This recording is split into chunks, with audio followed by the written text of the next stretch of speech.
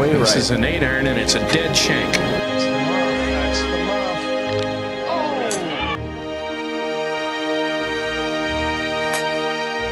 This has gone left and into the jungle where the elephants go to die. Two perfect shots, Michael.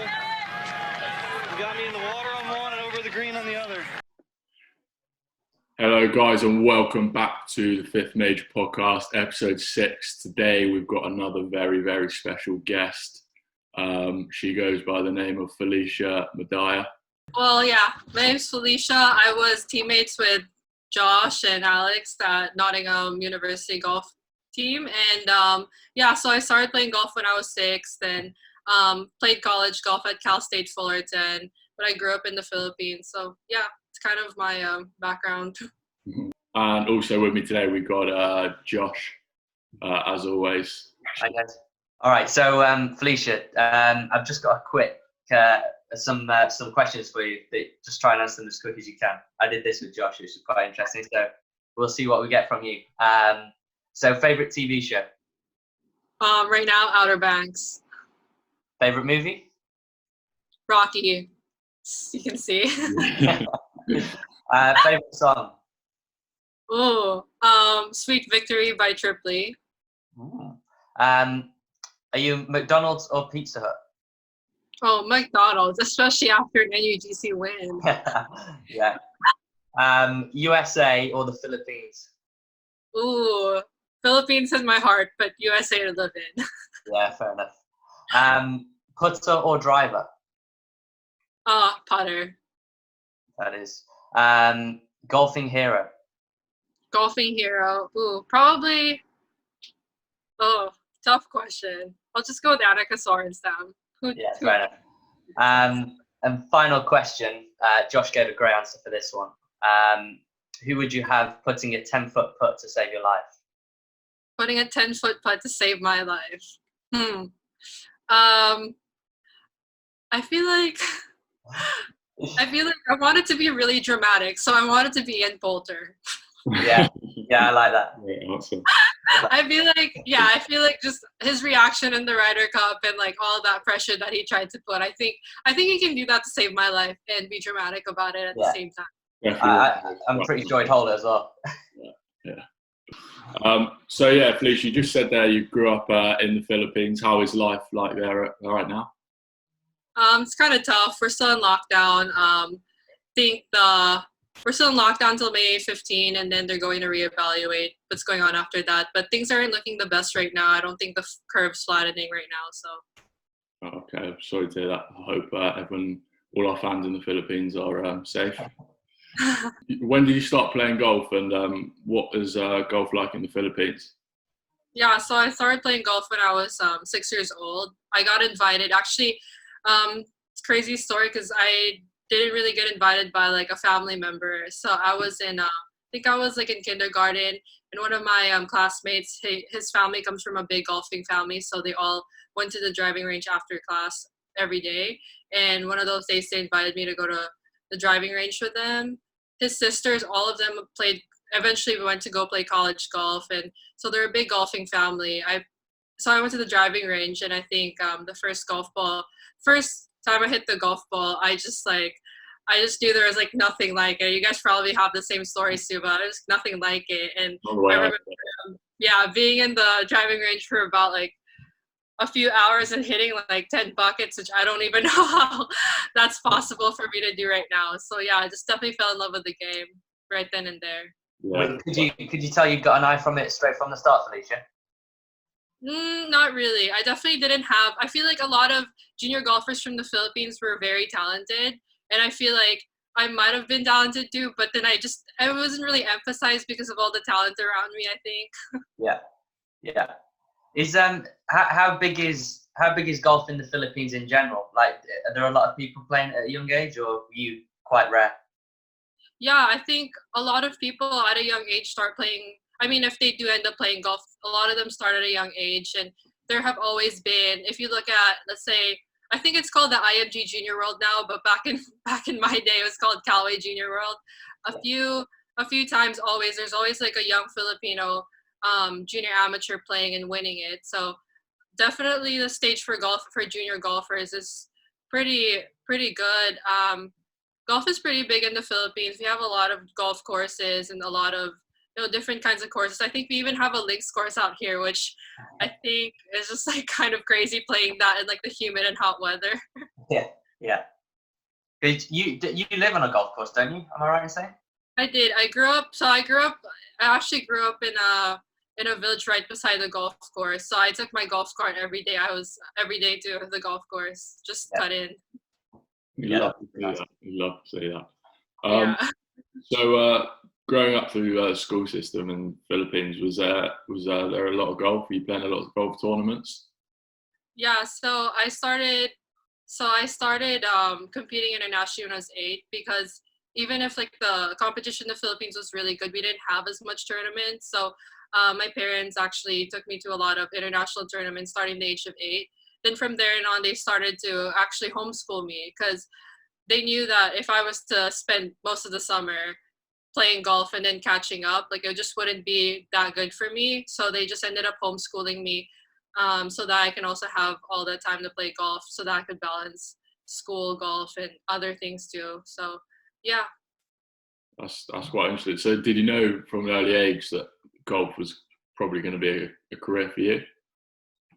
Yeah, I mean, definitely wanted to be the best I could be. And I mean, if that was the LPGA tour, that was the LPGA tour. So I definitely, like at a young age, just wanted to see where I wanted to go, be the best I can be. Definitely college golf was in the works for that, because I mean, all the good golfers I knew went to college golf and then eventually turned pro.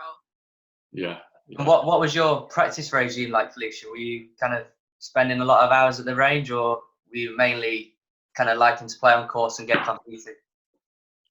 Yeah, so I think at around 13 years old, I kind of hit like a slump, and then that's when my parents got me a full-time like golf coach. He put a lot of emphasis on just sharpening my short game and putting skills, just because I feel like everyone's just always wanting to hit longer and be on the driving range. So he would make me go to the short game area for about 3-4 hours a day. And then I ended up actually loving working on that part of my game. So I decided to really hone in on the short game hours, the putting hours. And then during that age, like I definitely still am not, but like, yeah, I definitely didn't have the power off the tee. So I just spent most of the time just working on my body, working on my strength and conditioning. In terms of driving range, I think I did more mirror drills and a lot more technique work on the range. Yeah. And through your junior career, is there any tournaments that stand out? Any highlights? Yeah. I think definitely through my junior career. So early on, like playing abroad, like being able to play and represent the Philippines in like Indonesia, Malaysia, Thailand, being able to play those tournaments. I think I won as a team Philippines. We won 2012 in Thailand, and I placed 3rd over there. So that was one of my highlights in Asia. Highlight in the Philippines was definitely winning the 2013 Philippine National Match Play Amateur. So being able to just like be the national amateur, like national champion of the country, was just like, yeah, it was a really cool experience. I definitely treasure that. Coming from behind, I think I was 5 down from like 13, from hole number 13. So it was just a really good comeback. Did a playoff, won that. So then in the States, being able to play U.S. girls, which was just one of like the most prominent, I think, junior golf tournaments in the world. I remember being across being on the same practice green as Lydia Ko. So that was just definitely a cool experience growing up. So yeah. Yeah. So what are courses in Asia like? Are they much different to everywhere else in the world? Yeah, I mean, courses in Asia, definitely. So I grew up playing in Wak Wak, really funny name, Wak Wak Golf and Country Club. But actually, it's like one of the best golf courses in Asia and probably the best in the Philippines. I'm for sure it's Yeah, for sure, it's the oldest golf course in the Philippines, and there's 2 courses in there. But the East course actually is the main host for the Philippine Open, which is the host for the Asian tour that comes along here. So they definitely have a lot of tricky parts to it, and we play in this grass over there called Carabao grass, which I think in comparison it would be more like Kikuya. Do you guys have that in the UK, Kikuya grass? We just have that. For my I don't think so. for my experience, I haven't seen Kikuya in the UK. But yeah, it would be a little bit like Kikuya grass, Carabao grass, just a little like thicker. So yeah, we have those kind of like old type of courses. Then we have courses that are similar, like kind of link style courses, but then as I said, like it's in Asian weather, so it definitely doesn't pan out as well as it is in the UK. So yeah, golf courses in Asia, I mean, they're pretty much the same. It's just the conditions are going to be different. Yeah, is that mainly the humidity then, Felicia, when you're saying the conditions? Yeah, I mean the humidity, and I guess like the heat does it too. I mean, right now we're in like, I think right now in the Philippines like a 44 like degrees Celsius weather. So just being able to play through that is definitely gonna change the conditions of the course. Yeah, I'd imagine that's a struggle. Yeah. Don't you get caddies wherever you go? Caddies? Yeah, don't you say you got caddies like on your home course and things? Yeah. Yeah, and I think they're pretty much required as you play in Asia. Yeah, you get caddies everywhere. You can even get an umbrella girl, which I mean, I don't really invest in that. So I've seen a lot of videos of guys playing in Asia, and there's just caddies everywhere. And I wish they did that more in the UK. Yeah. Right, so moving on to college. So at what point did you decide you were going to go over to the States? So I mean, yeah, definitely college golf was something I really dreamt about. I knew that college golf would be like a good starting point to eventually turning pro, and I knew whatever college I'd go to would be like kind of a springboard to my golf career, and as well as my professional career, and whatever I decided to do. So yeah, I wanted to do. So I knew early on, as I said, like I like struggled a lot like off the tee and didn't have as much power and didn't have as much muscle when I was younger. So I definitely built a like love and passion too for strength and conditioning and building up athletes and just learning more about the body. So I knew I wanted to do kinesiology, which is like the study of human movement, and I wanted to major in something like that. So I knew I wanted to look for a university that had a good kinesiology program. I mean, at first I was like, I wasn't really sure where I really wanted to go. Of course, everybody wanted to go to California just because of the good weather. So I was like, I'll just see like whatever offers I get. So yeah, definitely kind of started the recruiting process early just because I knew I had to get my name out there, get exposure in. So every summer I always played in the States anyway. So I had that going for me. And then I had all my other experiences back in Asia, like playing in Thailand, Singapore, Malaysia, Indonesia, had all of that in my bag.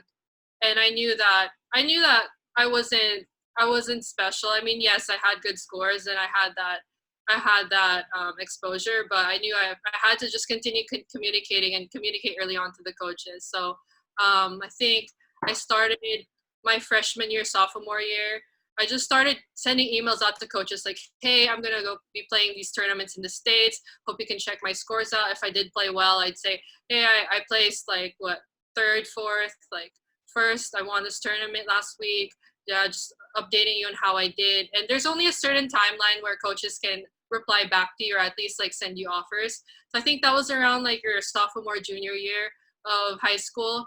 So during that time, like I was already able to like make these connections with these coaches as well as with like college golfers. Like anytime I had any like friends who played college golf or bumped into a college golfer in a tournament, like I'd always, just try to keep the connection, try to ask them how their school is just to get an idea of how their program is wherever they were at. So I definitely just went hard on like emailing coaches. When I finally got the offers starting. I think it was September 1st of your junior year where you could start getting offers. Started getting a few offers here and there, and it was until August of the next year of my junior year where I committed to Cal State Fullerton, mainly because it came down to a few schools, but I think I really just felt at home going to California State Fullerton because it was in Orange County, California. The weather was really great. I met the coaches. So one of my head coach when I was being recruited was actually her name is Pearlson Banani, and she played in the ladies professional golf tour. And she's just a remarkable amateur. She has a great amateur record. She won the women's amateur and the women's amateur public links at the same year. So she's kind of a USGA legend. I just knew that being under her wing, like I would learn a lot about being a professional golfer. And they had one of the best kinesiology programs in the West Coast. So I thought, like, why not? Like, why not go here? So yeah, that's kind of how I chose it, and that's kind of the start of my college golf career. Yeah. Yeah. Could you just talk us through how the golf system works over there in college, Felicia? Because I think it's quite a bit different to what it is over here, where we play quite a lot of match play. I remember you saying that you actually had to qualify to actually get into your team. So could you just explain that a little bit for us? Yeah, I mean, qualifying is something I definitely do not miss. I knew when I came into NUGC, I was like, oh, I'm not going to miss qualifying. So I'm glad I don't have to do this again. But yeah, so we basically play about 8 to 10 tournaments a year. And in college sports, usually you would have a season, but in college golf, you kind of had a preseason, but it was still your season. So we play all the way from like end of August all the way. I mean, if you do get in the nationals, you'd be playing till June. So it was basically the whole year, which that's one of the reasons why college golf was pretty tough. But we competed, yeah. So every single time before, just to make it fair too, which I do agree with. Every time we competed, we would have held like qualifiers as a team, and that would be about like 2-3 full rounds of golf in the middle of all the school that you would have to be doing, and you would compete as a team, and the coach would pick the top 5 best players. And sometimes, it depends on each school. Like I think my coach for the first 3 years did top 4, then coaches pick depending on what happens, if there's an injury going on or whatnot.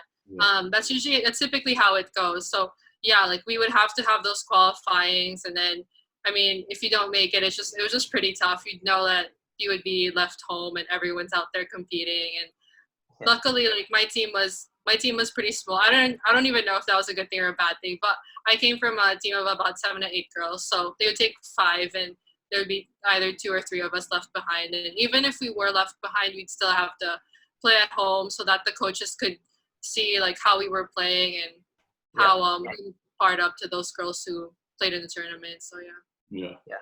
And were you? I assume you're going all over the country playing college golf at different events, different tournaments. Mm-hmm.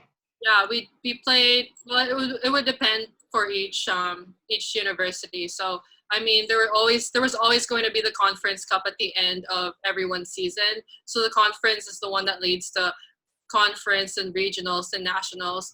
But yeah, it doesn't matter like which conference you came from. Like it was up to the coach to decide what was best for the team in terms of schedule, and that's definitely something we didn't have control over. So it would be up to the coach to decide which places we got to go to, but was able to go to a bunch of cool places. I think my sophomore year we got to go to Mexico, play there. My freshman year we played in North Carolina and Georgia, and then I got to play a lot of golf in Washington State, which kind of had the same. I think it kind of like if there was any tournament or any course that prepared me for playing in the UK, definitely was the Washington State course. It's just because it was just very tree lined and wet and raining, cold. Yeah. Fair enough. So what was your routine like your daily routine at college? Is it mainly golf or schoolwork? Yeah. So I mean, it depended on like what major you had. My major was pretty pretty demanding, and I was just also like really into school, so it didn't even matter if my major was demanding or not. I definitely put in my fair share of work with school. So most teams, and my team per se, like we practice 3 to 5 hours of golf 5 days a week, and then we have three SNC strength and conditioning sessions each week. Then the weekends were just kind of, I think, schoolwork, and classes were just depending on your major again, and how much you put in a school. The weekends, if we weren't competing, we're either left for us to practice or to kind of unwind. But truthfully, there wasn't much of that because, as I said, like if we weren't competing on the weekends and we weren't traveling, we were getting ready for qualifying. And we would compete, usually if it was a competing weekend, we'd leave on Saturday to start traveling. Sunday would be the practice round. Monday would be the 36 holes. And then Tuesday would be the 18 holes. And then depends on how far of a plane ride that was. And you would try to make it as soon as possible on Tuesday night so that you can go to class and start the routine again on Wednesday. Yeah. It's so interesting. Like, I find it amazing when we spoke to Josh earlier as well, the routine that you college guys and girls go through. It's no surprise that all the best players come from those programs because it's just relentless golf. Like, can't help but get better, I imagine. Are there any tournaments or wins as a college that stand out? Yeah, I feel like in college, I definitely freshman year was just pretty cool. Being able to, I think I was the second highest scoring average, second lowest scoring average. That's not very good. Second lowest scoring average on the team. That was pretty cool. Like coming in as a freshman and being able to end conference in Hawaii. Truthfully, didn't really win any college tournaments individually or as a team, but we did come close to winning a few times. But I do. One of the, I guess, tournaments I do treasure is my senior year.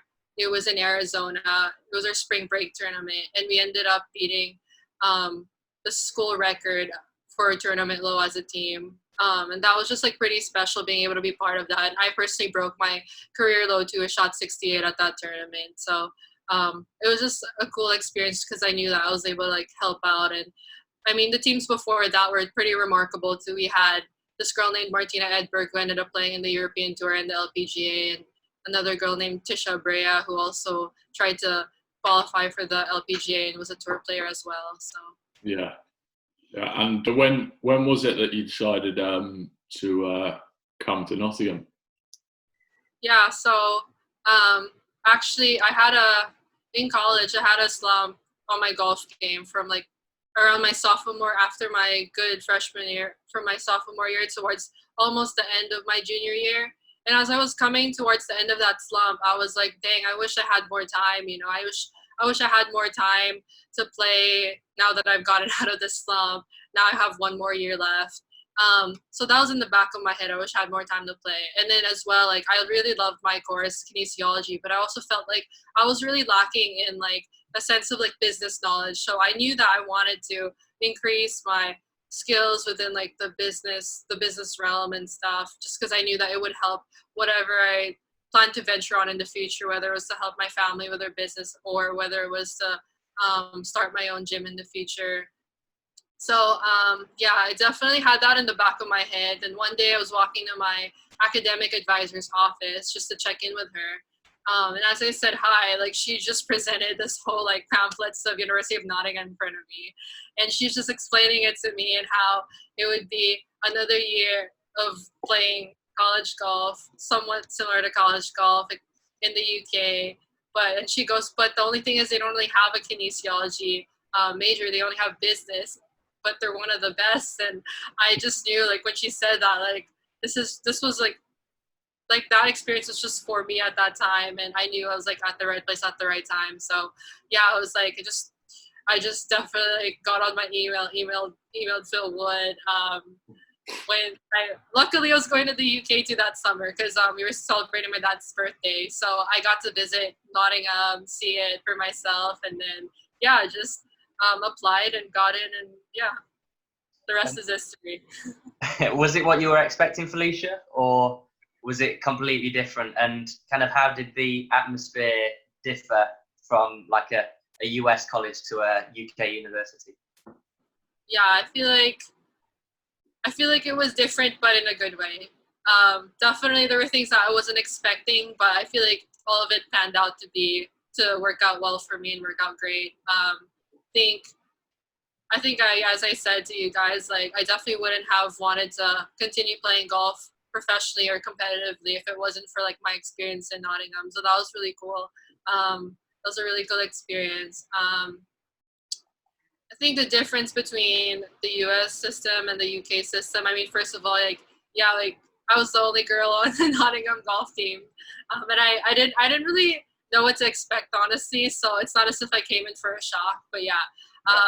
And having to play with guys, having shorter tees, but still like, even if I was playing off the red tees most of the time, like I was still playing against guys in conditions I've never played in before. So that made it different. And the other thing is like in the States, like we have as I said, we have our coach figuring out the schedule and everything. For you guys, like it was more student led, and it was mostly you and Pete doing that, Josh. So yeah, that was like one of the few differences. And then just having everything kind of on my hands, like as much as I want to practice, as much as I want to do things, it wasn't as if there was a certain attendance I needed to meet, or I'd be cut from the program if I didn't. So Yeah.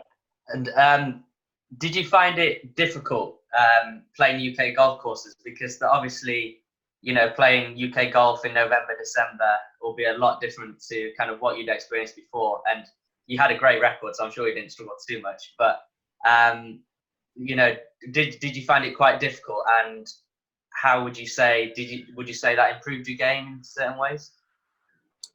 yeah, I mean, being able to play in Asia and then being able to play in the US was great. But then I don't know, I feel like the UK is just like a different atmosphere and a different experience, just because it's kind of like the home of golf and it's where all of golf started. Being able to play in St. Andrews, being able to play in Fairmont, and to be able to just play in how it actually is. What was that, like 30, 40 miles per hour winds, and being able to say that, yeah, I've actually played that. And it wasn't even a question of like, I think the first tournament I really struggled, but it wasn't even a question of what I scored. It was more about like, yeah, I got through that. I was able to do that. Okay, what now? And I think the big thing that UK golf really taught me, and which I will really treasure for the rest of my life and the rest of my golfing career, was just to really like deal with what's handed to you, deal with like the cards that were dealt. Like, I mean, the conditions were definitely like one of the toughest ones I played. It wasn't even a question of like the layouts of the golf course or how it was, but I mean, being able to play Staunton that was about like 40 miles per hour plus winds, and still being able to kind of keep it together. And I think the last cup match we had against Durham, the first 5 holes were just ice. Like there was ice on ice on the grass. So being able to play that and not slip and break my face was something that was special. Just being able to say that, yeah, I've gotten through that. I can put all that experience in the bag now that I've kind of seen all of it. Yeah, I think golf's one of those sports, isn't it, that conditions change it so dramatically, but it's just how you react to them, isn't it? And whether it's, you know, 30-degree heat, pure greens, pure everything, or you're playing in mud in like freezing weather in Britain, it's whoever's got the best game on the day and whoever copes with it the best is obviously going to win. So moving on, what are your plans moving forward from here? Obviously, COVID-19, I imagine, has scuppered them a little bit. Yeah, I mean, my plans moving on were supposed to be turn pro in the summer, play for the Ladies European Tour Access Series, which was kind of like the lower league of the European Tour. Was going to play my last amateur tournament in St. Andrews, which is called like the St. Roel tournament, then get on the plane to Denmark to play the European Tour events and turn pro. That was my plan over the summer, and it just all depended on. And then from there on, like I was just kind of like, it just depends on how long and where I want to end up playing golf, professional golf. And then eventually I knew that I wanted to move back to the States and to pursue a career in strength and conditioning or golf fitness and along the lines of that. But yeah, I mean, now that like COVID-19 kind of took off, and I think most of the tournaments got either canceled or postponed. Yeah, that's kind of a pause to my golfing career, and still kind of a pause too to like my other future career choices, just because I don't know whether I want to start working if I still have the desire to play professional golf. Yeah, yeah. And you mentioned playing in Europe. What made you decide to go to there rather than maybe a ladies' Asian tour or over in the States? Yeah, I think, yeah, as I said, when you guys asked me that question, like what's the difference between like, I guess like UK golf and US golf, or like my experience at least in the UK, I would kind of compare it. There's this line from this movie called Chasing Mavericks, and he was talking, it's a surfing movie, and this guy was talking about how competitive surfing is surfing when like the conditions are really good, surfing well when the conditions are good, but big wave surfing when everything's just like the waves are like 60, 80 feet. When you're surfing those waves, it's surfing well when the conditions are bad, and it's just kind of like how you deal with how bad things are. And I feel like I've done within my golfing experience, I feel like a big part of my game that was like really impactful was my mental game. Like I was able to just have like pull out grit whenever I needed to, or get things done whenever I needed to get it done, and just kind of control what I can control. So I just thought that UK golf was kind of like went into the lines of that and just really showed how imperfect golf is. And I feel like it was the best place to capitalize on. Best place to capitalize on that, as well as, I mean, it's just the most exotic stage of golf for me. So to be able to actually like play golf there and play professionally and start there, I think will do a lot of benefit for my golf game. Yeah, as the patrons at home know, we're big advocates of bounce back ability and keeping your head in the game on and off the course. So yeah, Josh, did you have something to ask? I was just going to ask Felicia, like you played in so many countries, completely different conditions. I was just going to ask if you had just 18 holes to play on a course, which course would you choose? Oh gosh. Well, that I have played or that I haven't played? No, of course that you have played. Okay. Okay, I probably would. This is crazy, but I probably would play Saunton again. The last tournament and the last game of golf I played, and just like try to beat my score. Yeah, pretty good course, isn't it? Also because that was my first time playing a proper English golf course, as you guys kept saying. So I just definitely felt like that was like such a special experience for me, just because I mean a lot of golfers never even get the chance to play like a proper English links golf course, and so I definitely was just so happy to be there. Yeah, it was pretty cool to see yours and Josh's face kind of when you first saw the course. It was like, oh my gosh, what is this? I've not seen this before. Yeah, that was pretty cool. Moving on, I want to speak a bit about the ladies' game. So obviously, as a aspiring lady tour professional, what challenges do you think the professional ladies' game is facing? Yeah, I mean, like right now, being kind of a member of the LET Access Tour, I think they've been really, I don't know if they actually do that like on a regular basis. Like I imagine they do, but then just during this time of the crisis and everything, they've been hosting a lot of like webinars, and they're just more like professional development webinars, which is like we had a LPGA player speak to us last week on just like the mental game and how to deal with like the inevitable, or how to deal with when things don't go your way. And then I think next week they're gonna have one on like public speaking and just a lot of these professional development stuff. And so I feel really lucky that like most ladies professional tours have that going on for them. They don't just care about like, okay, like, you know, let's just get these players to join join this tour and then play the tour and then goodbye. Like, I think they really care about like developing us as professionals and to be able to carry our names and carry our backgrounds really well as we compete professionally. And so I'm just really happy to be part of things like that and to see that happening in professional tours. I hope that most professional tours do have that. So I mean, that's definitely something that could be improved if that's not already implemented in most professional tours. I think another thing is exposure. Like, most of like the social media exposure has been a lot better the past few years. I feel like that's the reason why a lot of, I don't know, maybe you guys can speak on this, but I think that's a big part of why women's golf has been more interesting, just because they've had more of a voice in social media. You know, like now, like we know that like Michelle Lee is did she just have a baby? Yeah, just had a baby and is not playing for a while, but is starting to practice again. We know what they're doing in this time of the coronavirus and the lockdowns. I feel like it just makes it more interesting, and it just brings more people in to watch, because I think ultimately like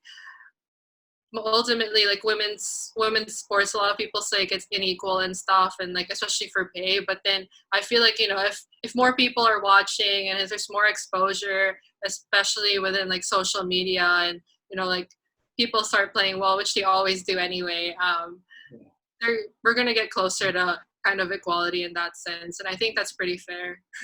Yeah, I think the Solheim Cup especially, that was a brilliant tournament.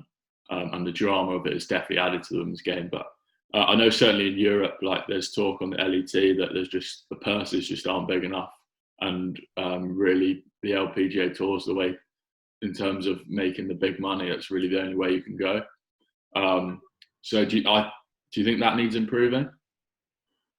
Yeah, I mean, it's easy for me to say like, yeah, like make it equal or like put more money in that. But then like, how can that actually happen? I mean, honestly, like I can only give kind of a bird's eye point of view, just because it's not something I really like research in or look into or like parade over like equal pay.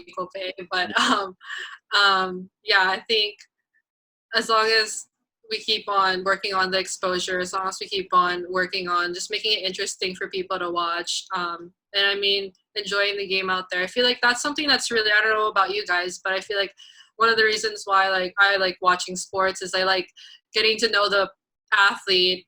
I like getting to know the athlete's game. I like getting to know the athlete's like personal life, and just kind of like, you know, seeing what their story is, whether it's an underdog story, whether it's just a top dog story, whatever that story is. I feel like that's like one of the reasons why I like watching sports. So I mean, just getting like more stories in there for sure.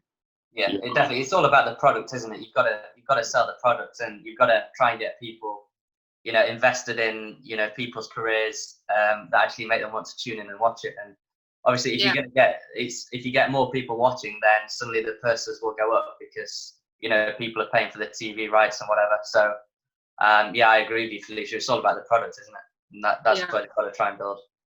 As well, I think obviously that's going to just inspire more and more young girls like yourself to go in and play golf. Speaking of that, what is there any advice you'd give any young girls who maybe just starting the game or enjoying their golf, and how should they progress it?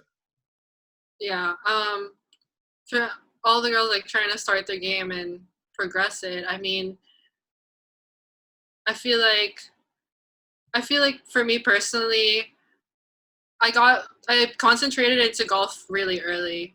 I concentrated into golf like at 6. I started playing golf, and then at 8, like I was already competing internationally, and I feel like all I did was kind of golf. I mean, personally, I didn't really, in the Philippine culture, like it's not really something where, I mean, it's already like different for someone, a young female, to be part of sports, which is not the issue in most countries, like not like the UK or the US. But I mean, there's a lot of talk going on right now about how to build athleticism first, or an athlete first, rather than like going on sports specific right away.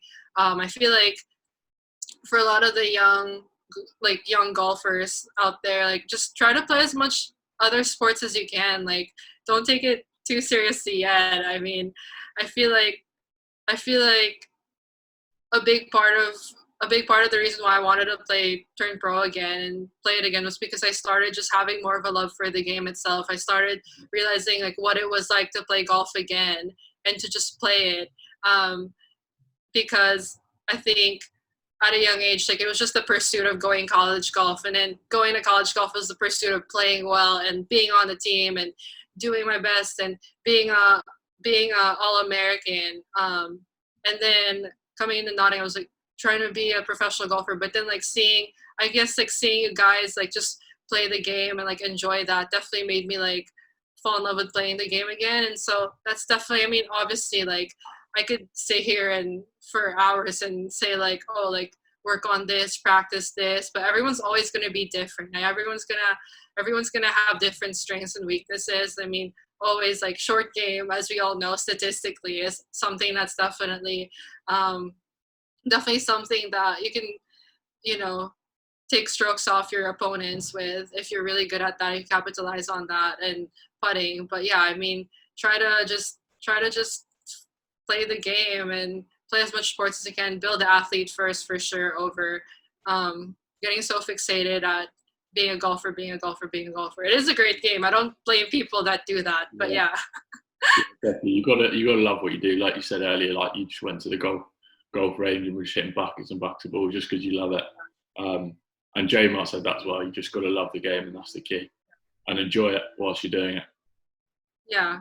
I mean, also, I think that, you know, like we can always have a passion for golf, but that can be taken away. So I think like at the end of it, like if you really want to pursue playing it long term, I think you really have to have a purpose into why you're doing it. I think that's a big thing for like a lot of sports psychologists have just kind of like let me know. It's like always know your why, always know your why. So I mean, as long as you know your why, there's nothing really stopping whoever from achieving that, right? Yeah. Okay, cheers guys. Hope you really enjoyed this video. If you did, please like, subscribe, follow, all that jazz, and go follow the Instagram. Got some great stuff coming up on there. Cheers. Thanks a lot, Felicia. Cheers. Thanks.